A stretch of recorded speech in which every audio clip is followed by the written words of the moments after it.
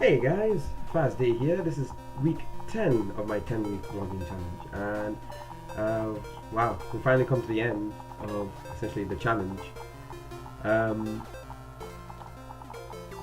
it's always difficult to always, you know, give you an idea or give yourself an idea of what to vlog about, because there's plenty of ways or different ways of vlogging. You can do one that have particular topics, or just live vlogs, or so many different things. One of the things I wanted to cover is video games and anime. I didn't get to do anime, but I thought I'd at least cover video games since that's such a big thing for me. I didn't want to do it at the start because, well, if I did it at the start, I'd have nothing to talk about. So, what I've noticed in my sort of lifetime to do with video games, and although I can talk about the many different things about, for example, the different consoles, the different studios, the different, different types of fans, and I could probably do a vlog series just of that. But one of the things that I keep seeing is the master race mentality, and I think this is kind of defeating the purpose of what we think video games are for. Video games are generally there for fun.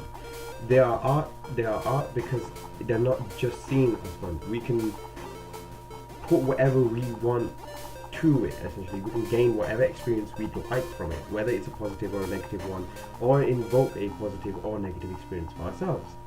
So it's weird when I see. No, it's not weird, but more I get why the whole master race thing exists. One person supporting one type of game or not.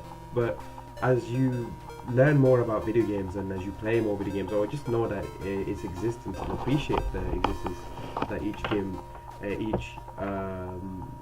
game provides, you start to realize that it's not really about the console, it's more about the game in place, the game you are playing.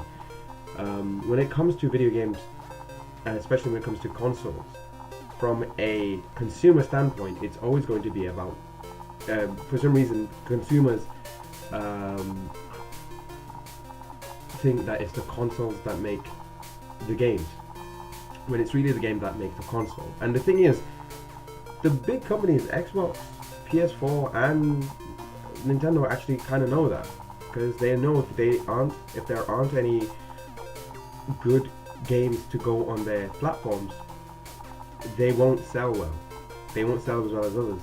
You've kind of seen that with the previous generations. You've kind of seen that with every generation. Like, when it comes to video games, when it comes to what you remember, it's usually that one experience, or that one experience on that one console that you had.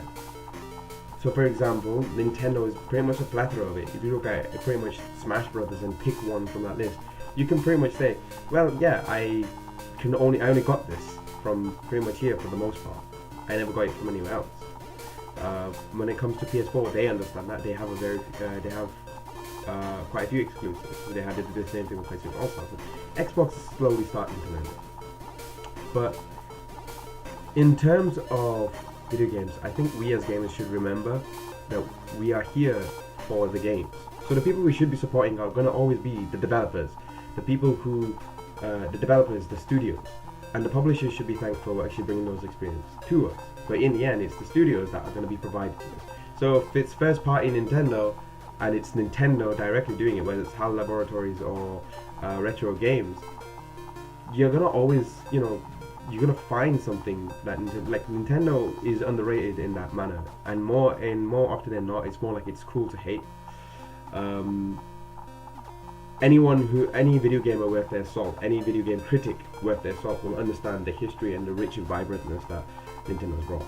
But at the same time, PlayStation and Xbox bring something new to the table. They bring something different to the table. The thing is, in the end, video games are what makes the consoles, because it's those differences that make the industry quite competitive. It makes the console makers try harder for us as consumers.